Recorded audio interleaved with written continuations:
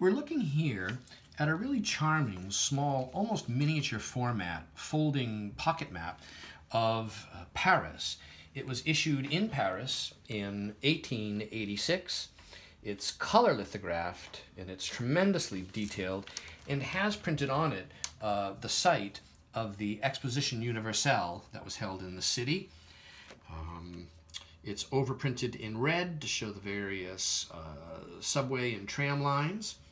And it's also interesting because printed on the back is this Environs map, which has a small view down at the corner here, profile cross-section view here, and some commentary itineraries of the railway along the right side. It's still contained, as issued, within its original cloth folders, which are gilt lettered by the publisher. The map is clean, sound, well preserved. It folds very neatly into this little pocket map format booklet that has an index to the streets at the front.